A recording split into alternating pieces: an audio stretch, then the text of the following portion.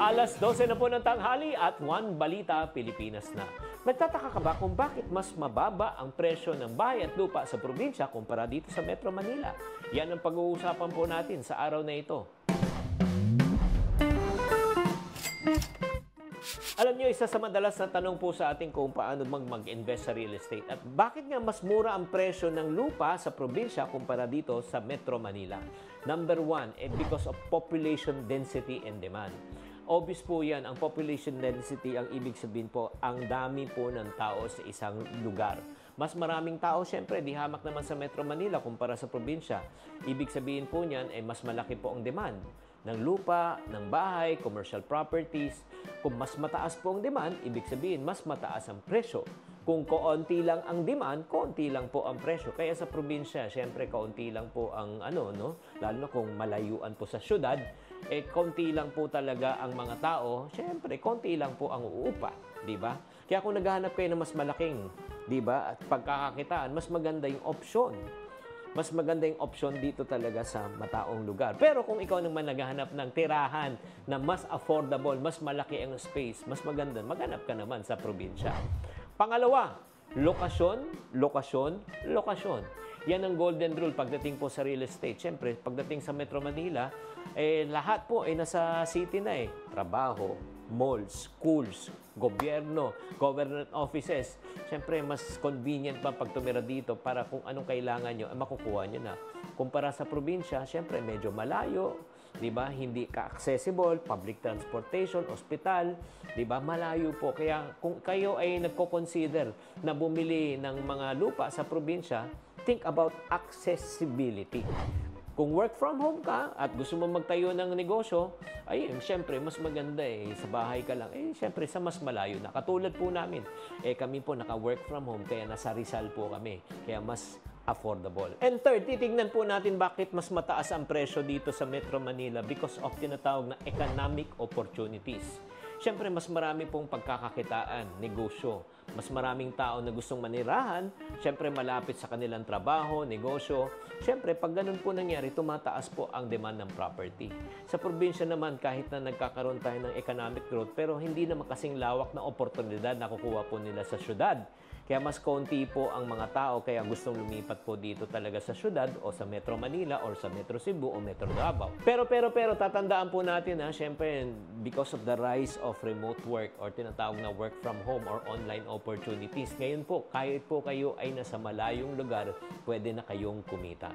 Kaya mo in reality, kung yung trabaho nyo po, kaya po talaga na kahit na kayo ay nasa bahay lang, nag-online selling, nag-online work, mas maganda na tumira na kayo sa mas malayo, kaya mas affordable ang lupa at syempre mas mura ang bilihin. Kaya kung tatanungin niyo ako, ba't kaya mas mura ang bahay at lupa sa probinsya? Iyan, nasagot ko na po. Kung may mga katanungan pa kayo, pwede kayong magpadala. Sana naman naliwanagan kayo sa episode na ito. Tatandaan, tamang karunungan, tamang disiplina ang susi sa pagyaman. Buena mano sa ating One Balita Pilipinas ngayong Martes, unang araw ng paghahain ng kandidatura ng mga tatakbo sa 2025 midterm national and local elections. Ilan sa mga nag-file ng COC, agaw eksena. Commission on Elections, tatanggapin daw lahat ng gustong kumandidato hanggang Oktubre 8 kahit pa yung may mga reklamo.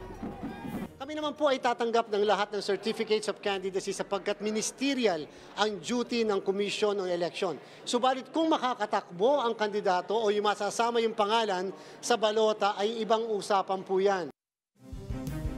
Ang ilang venues naman ng local COC filing mistulang nilangaw daw sa unang araw ng paghahain ng kandidatura. Sa kabila niyan, Philippine National Police todo higpit ang ipinatutupad na seguridad.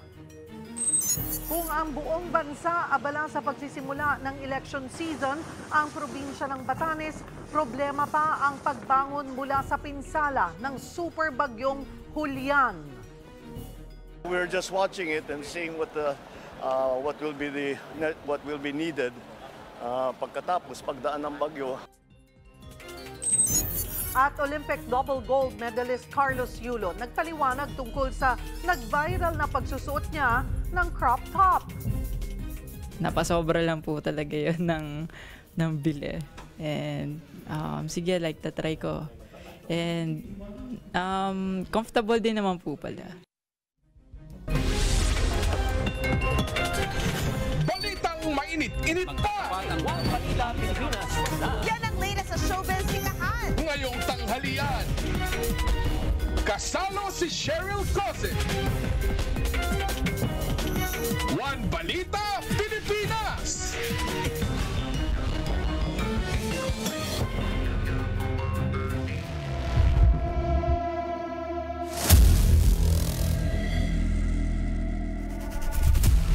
Magandang tanghali, Luzon, Visayas at Mindanao. Ganap ng super typhoon na ang bagyong Julian. Pero bago pa yan, nag-iwan na ito ng pinsala sa Northern Luzon. Para bigyan ng mukha ang balita, Mobile Journal, Francis Orsio.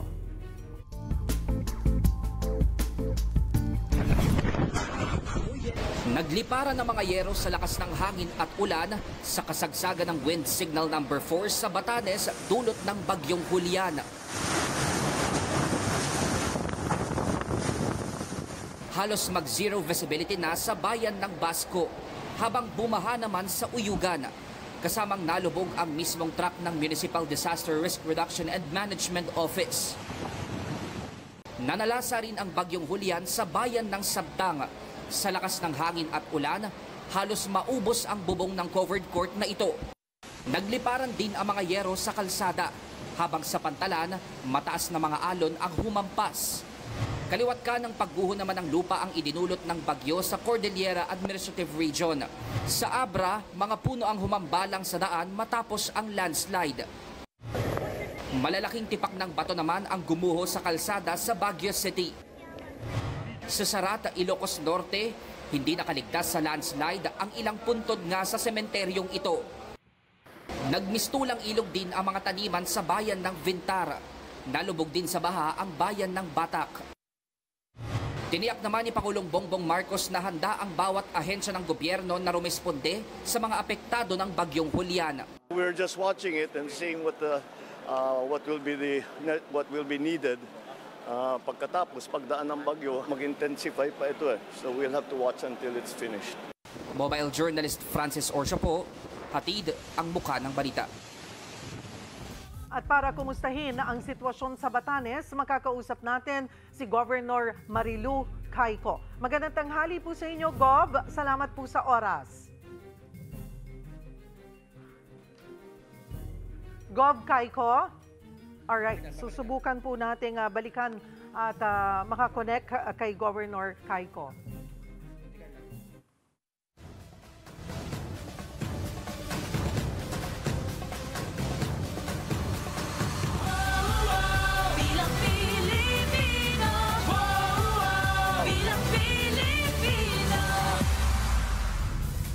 Masusing pinaghandaan ng Commission on Elections o COMELEC ang paghahain ng kandidatura simula ngayong araw hanggang sa October 8. Tatanggapin ang lahat ng magfa-file ng Certificate of Candidacy kahit pa raw yung may mga reklamo. Magbabalita, Simon Gualvez. Ito ang tent city ng Manila Hotel kung saan tatanggapin ang lahat ng Certificate of Candidacy ng mga tatakbong senador at kinatawan ng party list.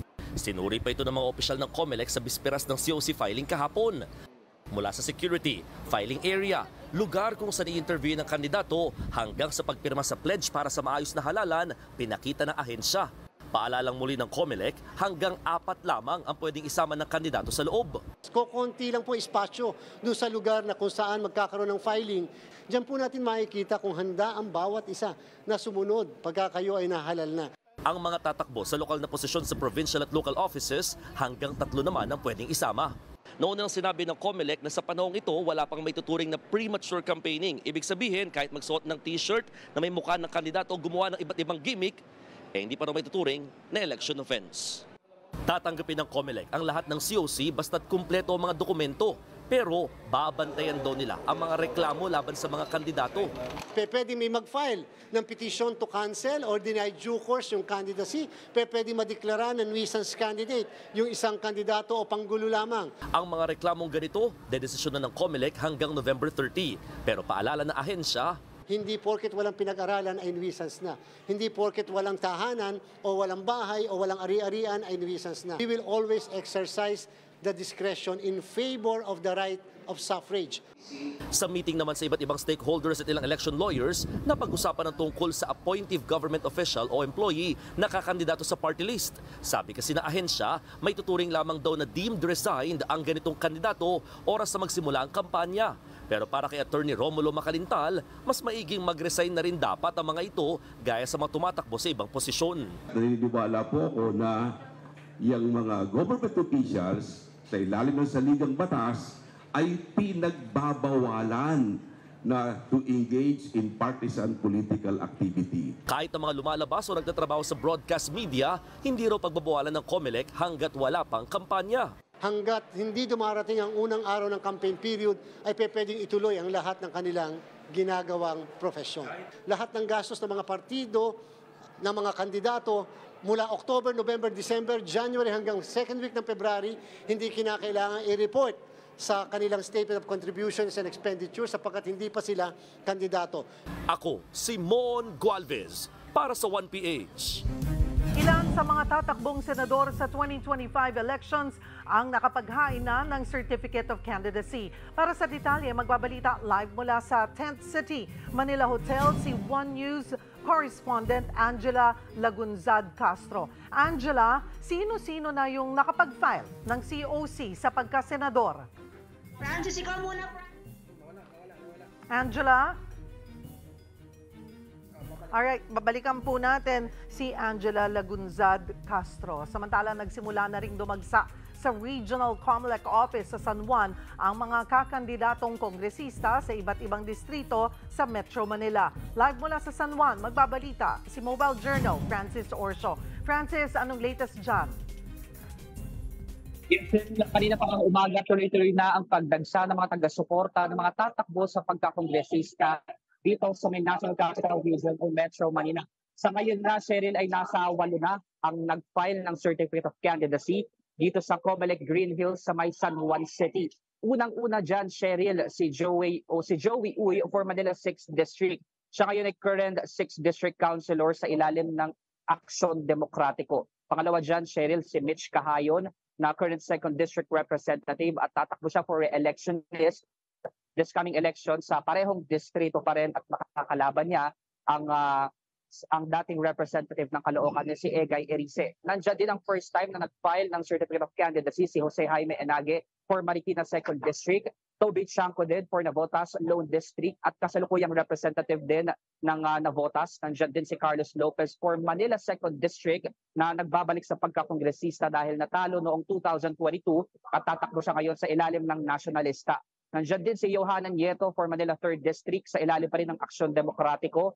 Brian Yamsuan for Parañaque 2nd District na kasalukuyan siya ngayong Bicol Saro Party List Representative. At ang as of 11 a.m. si Bernard de la Cruz for Malabon Lone District na current Vice Mayor ng Malabon City. Cheryl. So far, kumusta naman ang seguridad dito sa mga COMELEC offices? Yes, Cheryl, dito sa may COMELEC Green Hills sa San Juan ay nakikita naman natin simula pa kaninang umaga na ligtas at safe pa safe ang lugar dito dahil tuloy-tuloy din ang pagdagsa ng mga gaya ng sabi ko kanina, yung taga-suporta ng iba't ibang kumakandidato dito sa buong Metro Manila dahil inaasahan nga natin, Cheryl, sa buong NCR dahil nasa 35 ang distrito dito sa NCR. Sabi ng COMELEC, nasa 200 naman yung inaasahang magpo-file ng Certificate of Candidacy. Cheryl. Maraming salamat, Francis Orso. Sa puntong ito, balikan natin si One News correspondent Angela Lagunzad Castro sa Tent City sa Manila Hotel kung saan naghahain ng Certificates of Candidacy ang mga gustong kumandidato sa pagkasenador. Angela, meron na bang nakapag-file ng COC sa pagkasenador? Ay, Cheryl, tama ka. Nandito ako ngayon sa Manila Hotel sa Tent City kung saan kasado na nga ang unang araw ng pagpapile o paghahain ng Certificate of Candidacy dito sa Manila Hotel Tent City. Itong 2,400 square meter wide area is already transformed na maging venue nga ng pag-file ng Certificate of Candidacy. At itong venue na to can actually accommodate 1,800 guests. Pero pauna nang sinabi ni Comelec Chairman George Garcia na limitado lamang yung pwedeng pumasok dito para doon sa national candidate. Yung mga senador, pwede silang magsama ng 3 na supporters with them. Para naman sa party list representative, pwede silang magsama maximum ng 4 na supporters. Doon sa tanong mo, Cheryl, tungkol sa mga naghain ng kanilang Certificate of Candidacy, dito simula alas 8 na magbukas ito, unang-una dito si Congressman Wilbert Lee ng Agri Party List. At this time around, siya ay tatakbo bilang senador. At dito rin niya nabanggit na magkasama daw sila ni Doc Willie Ong na tatakbo sa isang partido. Pero so far ngayon, wala po si Doc Willie Ong. Tapos may mga ilang individual din na nagnais at nag-file ng kanilang Certificate of Candidacy dito. Sa party list naman, yan ay ang Kabayan Party List through Congressman Ron Salo. Tapos, mga bandang 11:30, Cheryl, dumating dito si Senator Francis Tolentino para maghain ng kanyang Certificate of Candidacy at kasama niya bilang supporter niya ay itong si Cavite Governor John Vic Remulla at Caloocan Mayor Oka Malapitan. So tulad ng mga ginawa ng mga aspirant, si Senator Francis Tolentino ay pumunta dito sa filing area, lumabas, nagpakuha ng litrato para makita ng mga tauhan ng media yung kanyang COC. Binigyan siya ng 3 minutes. This applies to all the aspirants. Binigyan siya ng 3 minutes para magkaroon ng statement tungkol sa kanyang paghain ng Certificate of Candidacy at binigyan ng 7 minuto ang media naman para makapagtanong sa kanya. Pagkatapos nun, another photo op and video op na nagpapakita na kanyang COC. At pagbaba naman nito ay siyang pagpirma niya sa panata wall na ginawa ng Comelec at ang pledge nito ay panunumpa na isang malinis at matiwasay marangal na halalan. Kasama rin dyan na bago na nilagay ng Comelec yung pangako ng mga kandidato na hindi gagamit ng artificial intelligence o AI sa kanilang pangangampanya. So far, Cheryl, yun pa lang yung mga notable or mga kilalang individual na nag-file ng kanilang Certificate of Candidacy dito sa Manila Hotel Tent City. Kasi during dun sa mga naging interview natin sa mga ibang programa, yung ibang mga personalities like Mayor Abby Binay, Attorney Shell Jokno, ang kanilang preferred date na maghain ng kanilang COC would be on October 4 kasi yan daw po ay naaayon sa kanilang tungsoy. Yung iba naman ng mga nakausap natin, October 5, October 8. So yan po ay aantabayanan natin. Total, ito pa naman po ay isang unang araw pa lang naman ng filing ng Certificate of Candidacy. So masasabi natin, Angela, medyo matumal yung unang araw. Yes, tama ka. Matumal siya. Wala gaanong ganap, if we can say that. Pero kung usapin naman ng security, yung pagpapatupad ng mga proseso dito, guidelines, nasusunod naman, matiwasay, safe, at saka wala ngang masyadong aksyon na nangyari dito. Sumusunod naman yung mga kandidato. Although, sinabi kasi ni Comelec Chairman George Garcia na, di ba, doon sa mga previous na mga pag-file o paghahain ng COC, nagiging parang fiesta. Kaya nilimitahan niya yung pagpasok ng mga tao dito. Kailangan yung kandidato lamang at saka few numbers of their supporters. Although, on the way here, nakakita na tayo ng ilang mga supporters na may kasamang banda.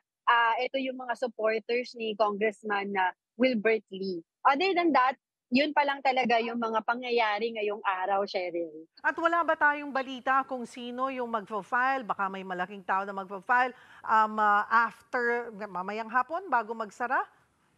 Yun pa rin ang ating aabangan dahil so far wala sa pag-uusap namin dito, wala pa kami natutunugan na iba pang malalaki, bukod kay Senator Tolentino na nag-file na this morning ng kanyang COC. Other than that, antabay tayo until October 8 naman itong certificate of filing ng Certificate of Candidacy. Dito po sa Manila Hotel, sa Tent City, yung mga magpa-file lamang ng kandidatura bilang senador at party list.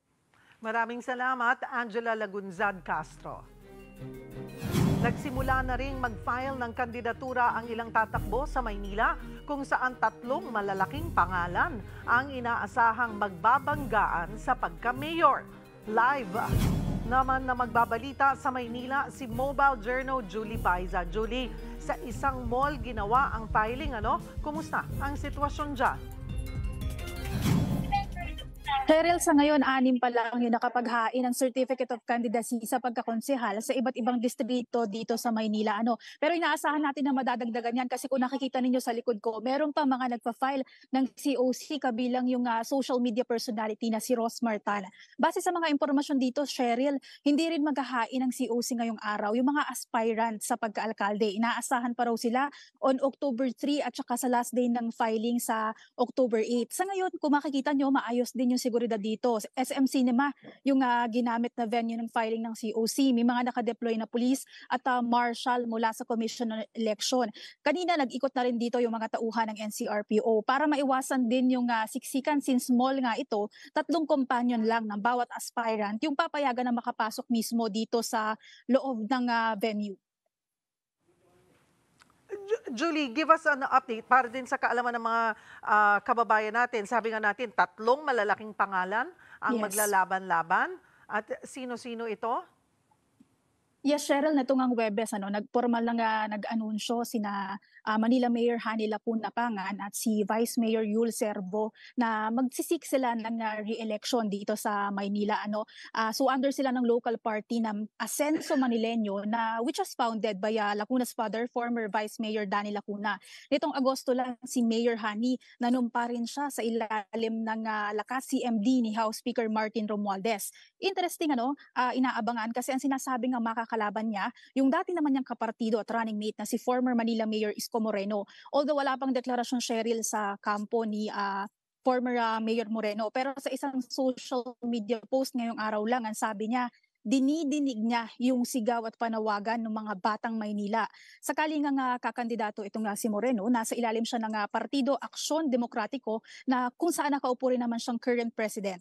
Yung matunog na running mate niya, Cheryl, ang TV host na si Chi Atienza, hindi na rin bago o familiar na rin tayo sa pangalang ito kasi anak siya ni dating Mayor Lito Atienza. Bukod sa kanila, sa isang charity event, kinumpirma rin ni Tutok to Win Party List Representative, businessman at host na si Sam Versosa yung pagtakbo niya bilang alkalde. Doon sinabi nga niya na wala raw siyang magiging running mate kasi sapat na nga raw na naririnig niya yung kagustuhan ng tao para kumandidato siya. Cheryl? So none of those 3 big names ang nakita na natin dyan?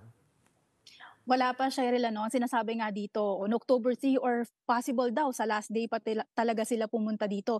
Even yung ibang mga inaasahan, kasi lumulutang din yung anak ni Mayor Isko, kandidatong konsihal, wala pa rin masyadong, wala pa tayong nakikitang mga ganoong nag-file ng COC. Sa ngayon, yung 6 pa lang at itong mga dumating, yung sa nakakandidato sa pagkakonsihal, yung nakita natin. And you mentioned si Rosmar ay tatakbo?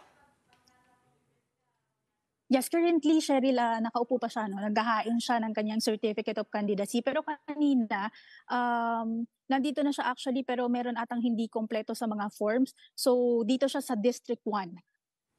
Bilang konsehal? Konsehal, yes. Nandyan ba siya? Malalapitan? Nakikita ba natin siya? Pwede ba? Can we pull her? Susubukan natin lumapit. Pero currently kasi, Cheryl, naghahain siya ng kanyang COC. So baka hindi natin siya pwedeng abalahin. Pero lalapit. Lalapit. And di ba may balita din na isa rin si Mocha na posibleng tumakbo? Tama ba? Yes, tama yan, Cheryl. Pero sa ngayon, hindi pa rin natin siya nakita dito sa venue.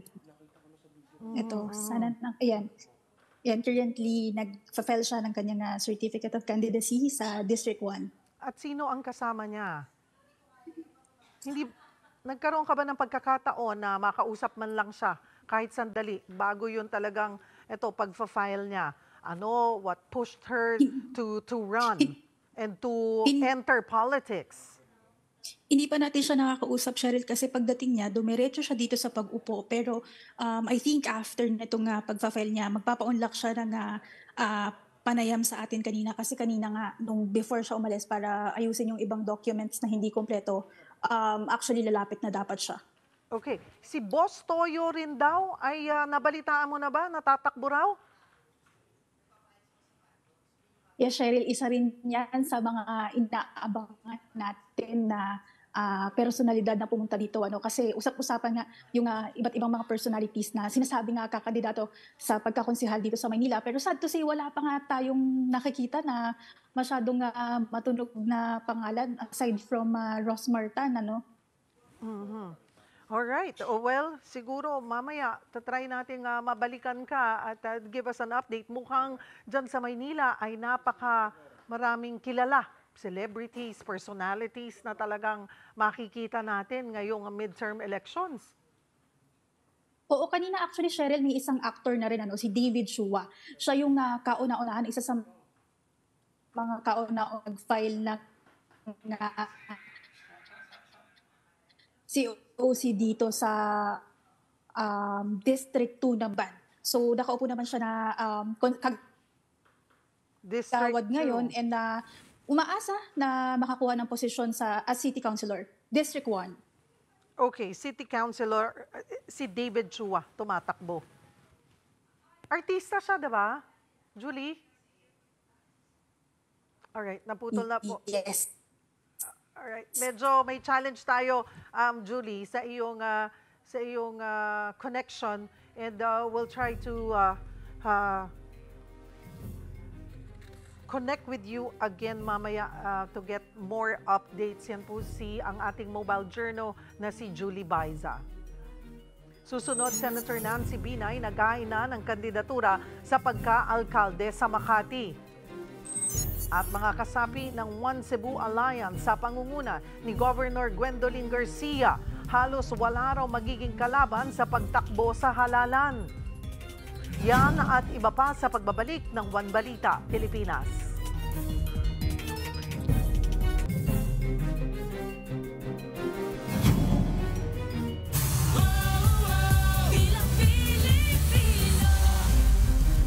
Ilang pamilyar na pangalan ang muling naghain ng kanilang kandidatura sa probinsya ng Cebu. Para sa update, magbabalita live si One News Cebu Desk Editor Dale Israel. Dale?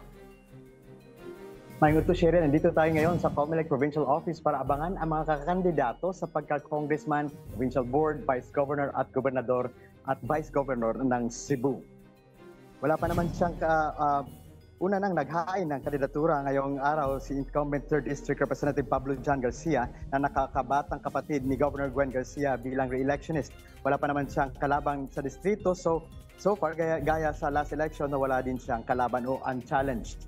May dumating naman kanina na si Sal Arapal Cariaga na isang magsasaka sa Bugos City na tatakbong congressman ng 4th District. Kompleto pa siya sa cowboy costume kasama ang mga supporters niya na naka-cowboy din. Inasahan na kakalabanin niya ang incumbent na si Janice Salimbangon at iba pang mga kandidato. Kahapon sa convention ng One Cebu, Cheryl, naganap ang isang alliance ng mga lokal na partido gaya ng Alayon NPC na mga Gulyas sa 1st District.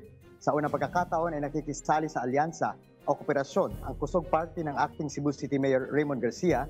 Hindi kasi nakikisali ang mga partido ng Cebu City dahil ito ay isang independent city sa Cebu Province. Sa partido ni Lapu-Lapu City Mayor Jonard Chan naman, nakaabag, nakipag-alyansa o nakipag-kooperasyon din sa One Cebu Party ng governor kahit pa man isang independent city din ang syudad at hindi under the jurisdiction of the province. Kahapon din ay may 11,000 na mga new voters ang nagparehistro sa huling araw ng registration dito sa buong Cebu Island. Nasa 3.3 million voters ang Cebu Province at mga independent cities ng Cebu City, Mandawi at Lapu-Lapu City. Ito ang pinakamalaking voting population sa labas ng Metro Manila. Kini ang atong mga balitang dako karong adlaw gikan dinhi sa Subo. Balik sa iyo, Cheryl. Daghang salamat, One News Cebu Desk Editor Dale Israel. Naabangan pa ang matutunog na pangalang maglalaban sa mayoralty race sa Davao City. Live na magbabalita si Bril Montalvo. Bril, ano ang update dyan?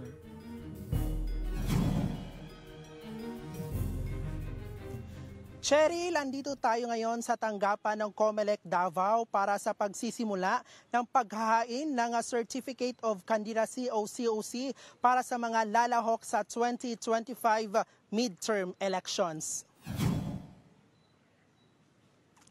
Mag-alas 8 kaninang umaga nang magbukas ang Comelec para sa maghahain ng kani-kanilang COC.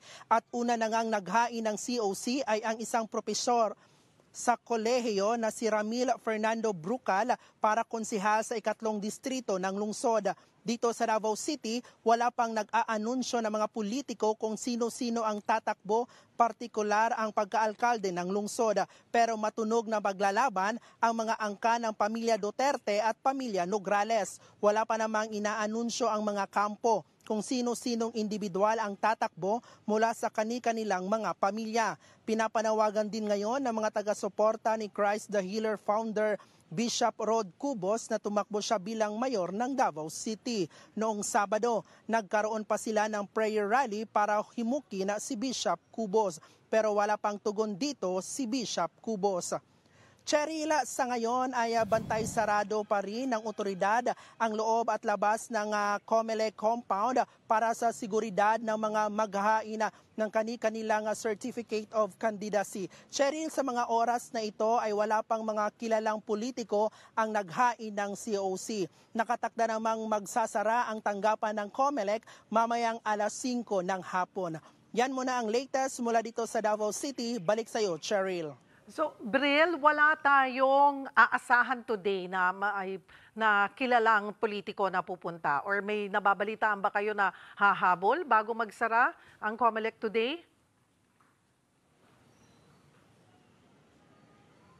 Alam mo, Cheryl, ngayon ay nakaantabay tayo ngayon dito sa harap mismo ng opisina ng COMELEC kasi wala tayong impormasyon kung kailan maghahain ng mga certificate ang mga politiko dito sa lungsod. Hanggang alas 5 tayo mag-aantabay dito, Cheryl. Sa ngayon, wala pang mga kilalang politiko ang naghain dito.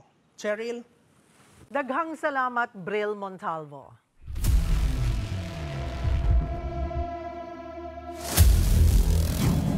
Samantala, kumustahin po natin ang sitwasyon sa Batanes na lubhang naapektuhan ng super bagyong Julian. At makakausap natin si Governor Marilu Cayco. Magandang tanghali po sa inyo, Gov. Magandang Apo. Gov, kumusta po kayo dyan? Kamusta po ang sitwasyon ng Batanes? Okay, sa ngayon po ay medyo huminga na yung hangin dito, pero almost 24 hours kami na bagyo. Yun ang pinakamatagal ng bagyo dito sa Batanes. Malakas ang hangin, taas po ang plan. Kaya po, napakarami po ng nadamage na bahay at mga eskwelahan dito po sa Batanes. Sa ngayon po ay of this morning, mayroon po kaming 172 families nasa evacuation center at 2,543 individuals. Tapos po, ang damage po namin sa ay 100% po. Sa mga bahay na nasira bagyo ay ang initial ng reported sa amin is 2,460 magkahalot ang total and partially damage po. Kasi marami po talaga nagprepara kami. Tinalian namin ang mga bahay-bahay ng mga mahihina ang kahit nasira sa gawa. Sa tagal, sa kasalakas ng hangin ay nasira pa po. Ngayon po ay ibinabana sa signal number 2 ang Batanes. And so far po ay maayos-ayos naman na po ba ang panahon, Gov? Opo, medyo mahina na yung hangin. Pero umuulan pa rin. Tuloy-tuloy yung ulan pero hindi na siya masyadong malakas. Pero talagang kulimlim po dito kasi under signal number 3 pahukan. Signal number 2 pahukan po dito. Pero nakakalabas na po ang mga tao. Hearing na po kami sa mga national roads. Although yung iba hindi pa passable dahil malaki yung bato sa nakaharap. Doon sa landslide sa atin dito. Yung iba po ay may manasirang mga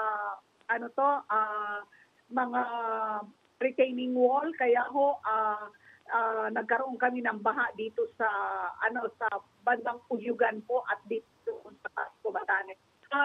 Ang totally affected, halos lahat naman totally affected dito sa Batanes is 6,854 families. At ngayong hapon po, ay magde-distribute na po kami ng relief goods sa lahat ng barangay, sa lahat po ng munisipyo. Although yung isang munisipyo, hindi pa namin madadalhan dahil mayroon hong nakaharang na may landslide po dun sa malapit dun sa munisipyo na yon. Pero pag maalis po ngayong hapon, mapapadala namin yung relief goods nila bukas po. Tapos na-schedule na rin kami, nakapag-declare na rin po kami ng state of calamity po. Ano po, may naitala po ba tayong casualties, Gov? Wala po. Yun naman kandahan dito sa Batanes. At mula nung araw po, wala po kaming casualty dito sa lalo na sa Typhoon Hurricane. Pero mayroon kaming 30 injuries, saka may isang na-admit sa hospital. Pero lang po, mga minor injuries lang po, na anuhan ng yero or natusok ng sako. Yun lang po. Wala hong major na injuries. Wala hong malaking problema naman po pagdating doon. Kamusta po ang linya ng kuryente, komunikasyon? Medyo putol-putol po tayo, pero so far, kamusta po, Gov? Wala. Kanina po, ngayon, nung Sunday po, naputol ho yung ang signal po ng Smart. Pero ngayon, parang lumalabas ng pa konti-konti. Tapos yung Globe po, mayroon pero paputol-putol din po. Karamihan ang ginagamit namin dito ay Starlink po. Etong gamit po natin ay naka-Starlink po ako. At wala ho kaming ilaw po dito. Wala pa ho nung Sunday po dahil maraming kawad ng kuryente na bumagsak. At tawag dito ng tubig sa munisipyo yung sila dun sa kuryente. Water pump kasi yung source nila ng tubig. Pero may mga tubig na parang pinakasentro ay mayroong marami rin ng tubig dahil water pump din yung ginagamit. Doon naglagay na kami, ang bahilan na kami ng genset, pero kulang pa rin ho. Tinitingnan pa rin namin yung source ng tubig dyan sa may Mount Iraya, baka ho ayun ay bumagsak dahil sa lakas ng hangin at ulan po. And Gov, you were saying po kanina na ito na yung kinukonsidera yung pinakamalakas na naranasan po ng Batanes na bagyo? Malakas din yung mga bagyo ng araw. Malakas po ang bagyo. Typhoon Freddy, malakas yan. Typhoon, malakas yan. Pero ito, malakas na nagpagal po dito sa Batanes. Kaya marami hong nadamage na bahay. And kamusta po ang tulong na ibibigay po sa mga affected families? Nagbibigay kami sa lahat ng pamilya, lahat ng 6,854 families ng family food packs po. Mag-start po ngayon hapon po. Pagdating dun sa yero, lumber, GI5 na gagamitin para mga bahay na nasira ay inaayos namin kasi ang pang-preposition namin dito na yero ay 2,175 lang at lumber namin is 2,457 at 49 lang yung GI5 namin. So kulang po ito. Kaya po nagka-canvas pa kami sa mga tindahan kung meron silang stock para bilhin namin para makapagbigay na po kami ng pang-shelter po nila. Kahit pa paano makapagbigay po kami ng shelter. Pero magre-report po kami at hihingi ako ng tulong sa PAGCOR, baka pwede po kami mabigyan para makabili kami ng yero at iba pang pangangailangan ho ng mga pamilyang totally damaged ang bahay po nila. National government, kamusta? Ano po? Saan na sinasabi? Yung pong tulong, Gov, yung tulong po ng national government, yung pong iba't ibang ahensya natin ay patuloy naman po ang coordination sa inyo, DPWH, DSWD, ano pa po ang kakailanganin ng Batanes? Ang DSWD, before Typhoon Julia, nakapagdala ho sila dito ng 7,000 family food packs At enough na po yon para sa lahat ng pamilya dito. Mabibigyan namin sila ng isang box ng family food pack. So, humingi na rin ako ng tulong sa DSWD kung pwede kaming mapadalhan ng tubig dahil yun po yung kailangan ho namin dito. At kinukulang kami ng tubig. Mayroon sa mga tindahan pero ilang cases lang. So hindi ho enough para dun sa mga tao. At sabi naman sa akin ng regional director ng DSWD ay magpapadala po sila. Inaayos ko lang sila yung transportation sa Philippine Navy at sa Philippine Air Force. Request din ako sa Philippine Air Force ng C-130 para po makapagdala ng tubig dito at makuha man sana nila yung aming mga 102 na stranded na turista dito. Marami pong salamat at mag-iingat po kayo dyan, Batanes Governor Marilu Cayco.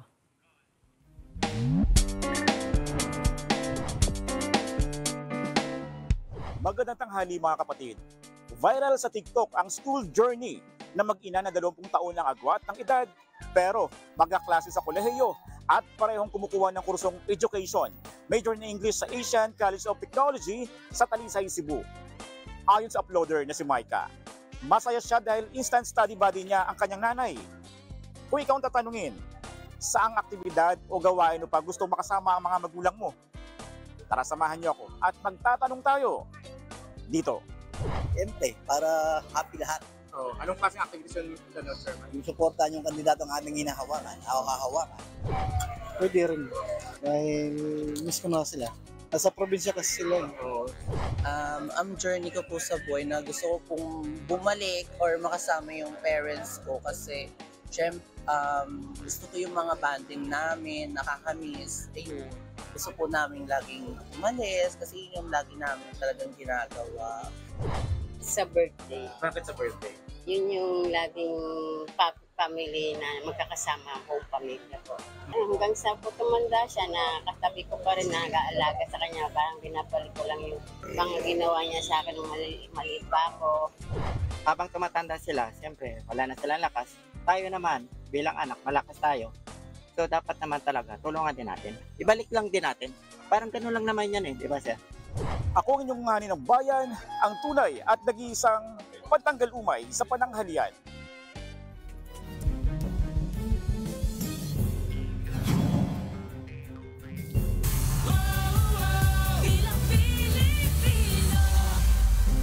Naghain na ng kandidatura si Quezon City Mayor Joy Belmonte. Para sa detalye, magbabalita live mula sa Quezon City, si RR Tubise. RR, kumusta dyan?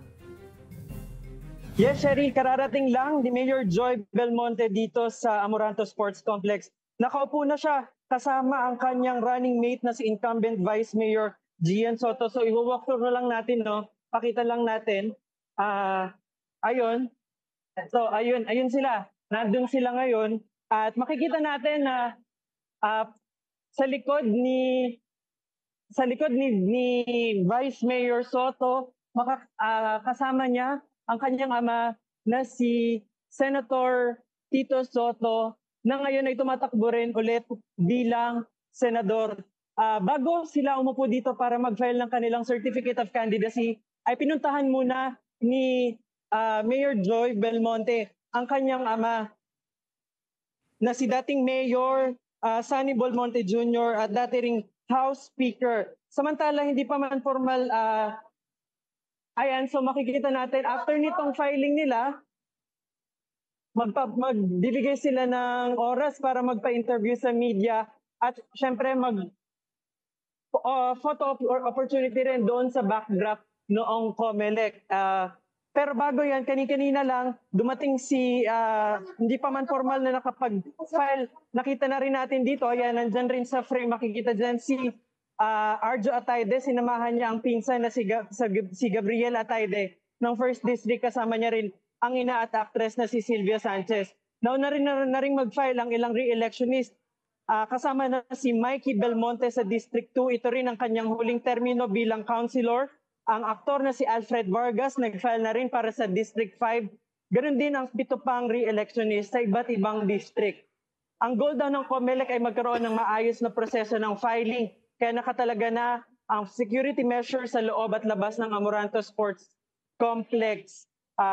Paalala lang natin sa ating mga kandidato, isa lang ang magiging entrance at exit points at hanggang 3 companion lang ang papayagang makapasok. Pero ngayon nakikita natin pero parang ang daming kasama nito ni Mayor at ni Vice Mayor. Nagpapatupad din ng one-way scheme sa Scout Chuatoco mula sa kanto ng Scout Reyes hanggang Quezon Avenue. No parking zone po ang mga kalsada na yan. Sa ngayon, wala pa rin lumulutang na pangalan nakakalaban kay Mayor Joy Belmonte or kay Vice Mayor Soto. Sa tingin natin, medyo mahihirapan ang kalaban sa kanya, lalo na ito ang ikatlong beses na pagtakbo ni Mayor Joy. Si Vice Mayor naman ay nag-serve 3 term bilang councilor. Cheryl? Alright, maraming salamat. Mobile Journal, RR Tubise. Magbayaw ang inaasahang maghaharap sa pagka-mayor sa Makati dahil sa pagtakbo ni Senator Nancy Binay. Live mula sa Makati, magbabalita si Mobile Journal, Yeda Pascual. Yeda, kumusta dyan? Sorry, nandito pa rin na ako sa Barangay Valenzuela Community Complex at kanina ganap na alas 10 ng umaga ay dumating na si Senador Nancy Binay kasama yung kanyang running mate na si dating Congressman Monsur del Rosario. So all smile yung dalawa kanina na kumakaway at bumabati sa kanilang mga supporters na talaga namang matyagang nag-intay dito sa labas ng community complex as early as 8 a.m. So naging mabilis naman yung kanilang pag-file ng COC. Pagkatapos ay nagpaunlak pa sila ng panayam sa media para sagutin na yung mga katanungan patungkol sa kanilang pamilya dahil makakatunggali niya nga yung kanyang bayaw na si Congressman Luis Campos. So pagdating naman sa pag-file ng COC ni Congressman Luis Campos ay inaasahan ng lahat sa October 4 na gagawin yan dahil base sa mga past interviews ni Mayor Abby Binay, wala daw sila ng 4 kasi ay lucky number. So, Cheryl, hindi na bago yung tapatan ng magkakapatid dito sa Makati. Kung makatandaan natin, 2019, nagkabanggaan din yung magkapatid na Junjun at si Mayor Abby Binay. At dagdag ko din, Cheryl, pala si Junjun ay nakita ko dito sa labas ng community complex kanina. So, hindi na siya pumasok sa loob. So, yun pa lang, parang nagkapakita na siya na ang kanyang sinusuportahan ay yung ganyang ate Nancy. Bukod dito, Cheryl, nag-post din si Senator Nancy sa kanyang Facebook page na pinipirmahan ng kanilang ama, dating VP Rejo Marvina, yung Certificate of Nomination. Sabi niya doon sa post na ipagpapatuloy na nga yung serbisyo na simula ng kanilang ama. So, ayun, ipa lang yung base doon sa post ni Senator Nancy. Cheryl, so far wala pang nagpapasa ng ibang COC maliban sa kaya Senator Nancy Binay. So medyo makababa pa naman yung iintayin hanggang October 8 pa. Kaya abangan natin kung sino-sino pa ba yung susubok na lumaban dito kaya Senator Nancy Binay at gayon din kay Congressman Luis Campos. Maraming salamat, Yeda Pascual. Samantala, papayagan na ang mga botante ng Embo Barangays na bumoto ng mga kakandidato sa pagkakongresista sa Taguig. Para sa update, magbabalita live si Mobile Journal, Kayla Makantan. Kayla? Cheryl, isang aspiring independent councilor ang pinapauna nag-file ng kanyang kandidatura dito sa Taguig. At sa ngayon, sa mga oras na ito, palabas pa lang yung partido ni ex-congressman Arnel Serapico na tatakbo muli sa kanyang pagka-mayor. Cheryl, ito na yung pangatlong beses na siya ay tatakbo bilang alkalde dito sa syudad at kasama din niya ang kanyang may bahay na si Janel na tatakbo naman sa pagka-vice mayor. Kasama rin nila yung kanilang mga kapartido na councilors na tatakbo. Sa ngayon, Cheryl, ito palang partido na ito ang pumupunta dito para mag-file ng kanilang candidacy at yung isang independent councilor. At pagdating naman dito nga sa mga Embo Barangays, naikot at nakausap natin yung ilang mga residente kanina umaga at aminado sila na medyo nalilito pa rin daw sila na from Makati ay Taguig na sila under ngayon. Pero dahil nakaboto naman na rin sila noong nakaraang eleksyon na Taguig na ang kanilang jurisdiction, ay gamay na rin daw nila yung lugar, yung presinto, yun at yun pa rin naman daw. Ang pagbabago lang yung mga tao, yung mga tumatao sa barangay, kumbaga halo na sa ngayon meron nga from Embo at meron nga from Taguig talaga. Ayan. Cheryl, kasi kanina no 10:45 doon pumasok itong partido nila ex-ko nga Serafico at ngayong oras na ito pa lang magwa 1 p.m. na sila natapos at ngayon pa lang sila lumalabas. Dagsa yung kanilang supporter, Cheryl, ngayon dito sa convention center at aantabay pa rin tayo, antayin pa rin natin kung ngayong araw ba magpa-file si incumbent Mayor Lani Cayetano at ganun din yung mga umuugong na pangalan mula sa mga Gamora o mula sa Tinga. Pero sa ngayon, Cheryl, ayan pa lang yung latest dito sa Taguig at aantabay tayo para sa iba pang update. Cheryl? Maraming salamat, Mobile Journal, Kayla Makantan. Tapatan ng mga Aguilar at mga Villar ang posibleng abangan sa Las Piñas. Para sa update, magbabalita live si Mobile Journal, Ivan Tarinque. Ivan.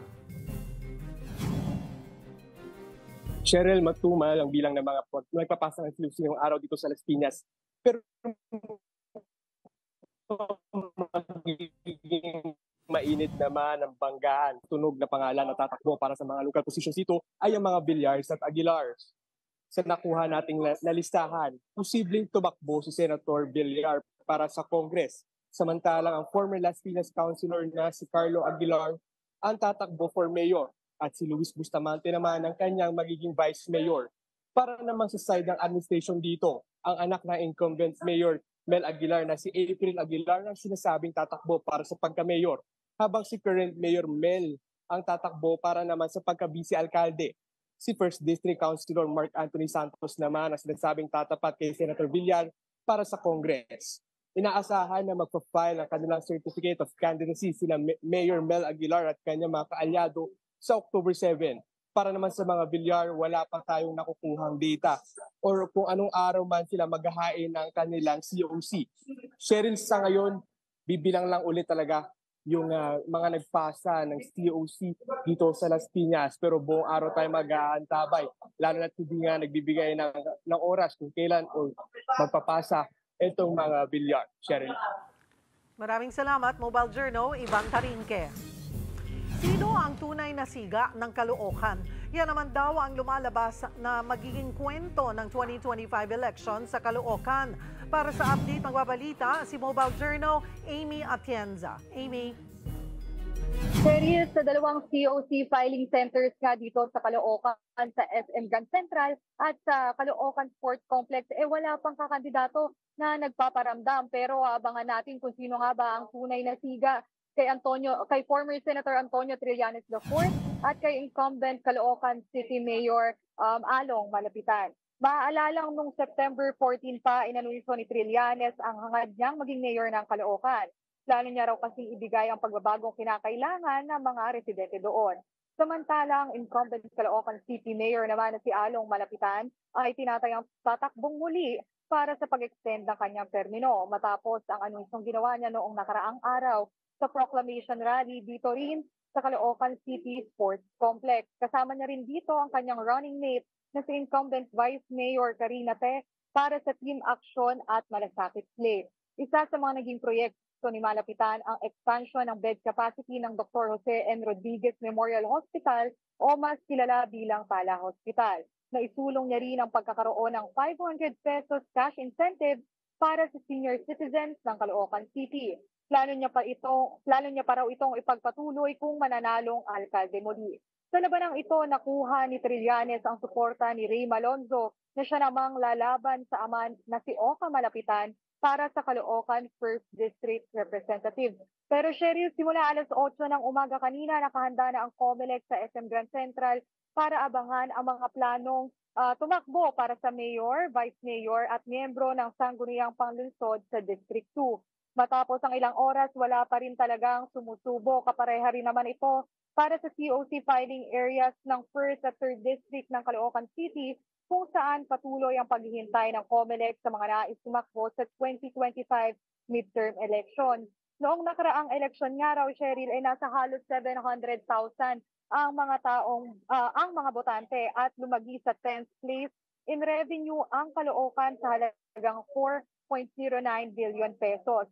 Sa ngayon ay wala pa tayong kumpirmasyon o kaya balita kung kailan nga ba magpa-file ng COC si former Senator Antonio Trillanes IV at incumbent Caloocan City Mayor Along Malapitan. Pero kanina ay nakita na natin si Mayor Malapitan sa Congress COC filing para bigyang suporta ang 2nd District Representative na si Mitzi Kahayon Uy ng Lakas PMD. Pero ayun, patuloy pa rin daw ang Caloocan City Sports Complex at SM City Grand Central para i-welcome at abangan ang mga nais magpasa ng COC hanggang October 8. Maraming salamat, Mobile Journal, Amy Atienza.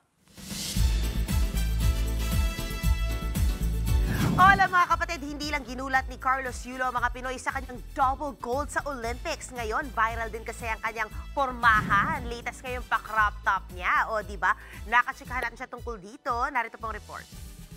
Huwag ka lang mahiya. Like, embrace mo kung ano yung gusto mo talagang isuot.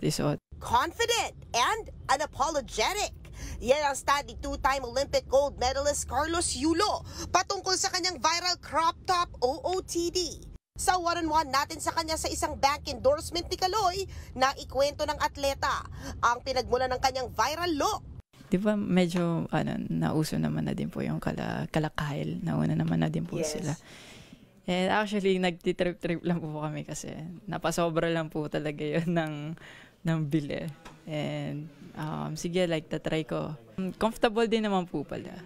At dahil locked and loaded si Carlos, blessing din daw ang pagiging bank ambassador niya. May financial managers din kasing tumutulong sa kanya ngayon na i-handle ang 1 milyong kinita niya sa panalo sa Paris Olympics. Lalo't aminado si Kaloy na kulang siya sa financial literacy noon. Blessing po na inalign ako doon ni Lord na matulungan ako sa ganun. And syempre, wala po akong alam sa pagdating sa financial po kasi bago lang din naman po ako pero yung mga naipon ko po, tinuruan nila ako paano i-invest siya and kung paano mas palaguin po. Para sa mga nagwo-worry na marites, in good hands daw ang pera ni Kaloy at secure na secure daw ito at waldas proof. Ang ugali raw ni Kaloy pagdating sa pera ngayon. Habang bata pa, mag-save po talaga tayo ng money and syempre i-purchase lang or mas bigay tayo ng importansya sa kung ano lang yung mga kailangan natin. Malapit na ring matapos ang bakasyon ng gold medalist. This end of November, magsisimula na ang training ni Kaloy dahil balak niya mag-compete sa Asian, World at SEA Games bago hopefully mag-qualify muli para sa Olympics. Yan ang latest sa showbiz. Balik sa'yo, Cheryl. Thank you, MJ. At yan po ang mga bumabanderang balita at public service sa inyong tunay na kasalo sa tanghali. Hanggang bukas, dito sa Balita magpapabusog sa inyong kaalaman. Ako po si Cheryl Cosing. Kami ang 1PH, teleserbisyo para sa Pilipino.